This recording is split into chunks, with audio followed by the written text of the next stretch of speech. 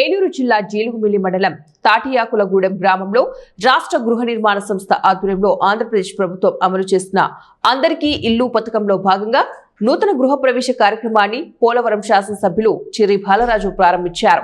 Ribbon cut చేసి గృహ ప్రవేశ మహోత్సవాన్ని ప్రారంభించిన ఆయన మాట్లాడుతూ రాష్ట్ర ప్రభుత్వం ప్రతి పేద కుటుంబానికి సొంత ఇల్లు కల్పించాలనే సంకల్పంతో ఈ పథకాన్ని అమలు చేస్తోందని, పేదల గృహ స్వప్నాలు నెరవేరుతాయని తెలిపారు.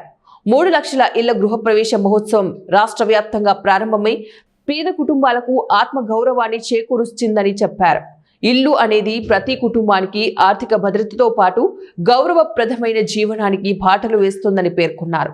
పేదలకు సొంతింటి కల ఆనందం కలిగించడమే ప్రభుత్వ యొక్క లక్ష్యమని, ప్రతి అర్హుడికి ఇల్లు అందే వరకు ఈ పథకం కొనసాగుతోందని ఆయన స్పష్టం చేశారు. ఎవరైతే అర్హులు ఉన్నారో వారికి ఖచ్చితంగా ఇల్లు ఇవ్వాలనేటువంటి ఉద్దేశంతో వారికి శాంక్షన్ చేయడం జరిగింది. ఈరోజు గృహప్రవేశ మహోత్సవంగా రోజును ప్రకటించి నియోజకవర్గ వారీగా భారీ మీటింగ్ పెట్టి దీన్ని ప్రజలందరికీ తెలియచేయడం అవుతుంది.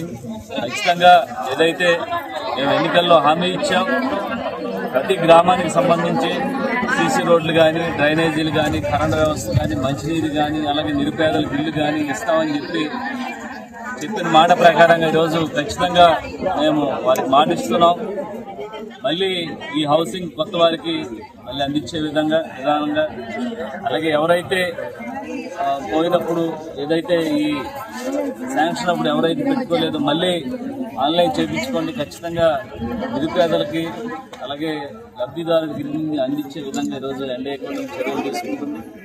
అలాగే ఈరోజు మేము ఒకటే తెలియజేస్తున్నాం ప్రజలందరికీ, మేము సూపర్ 6 పేరుతో మీ దగ్గరికి వచ్చాం. ఆ సూపర్ 6ని మేము సూపర్ హిట్ చేసాం.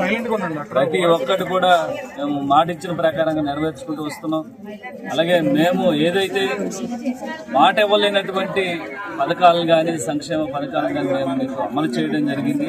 ఖచ్చితంగా ఈరోజు కేంద్ర ప్రభుత్వ సహాయ సహకారాలతో గ్రామాలను అభివృద్ధి చేసే విధంగా ప్రతి ఒక్క డెవలప్మెంట్ మేము గ్రామాల్లో చేసుకుంటూ ముందుకు వెళ్తున్నాం.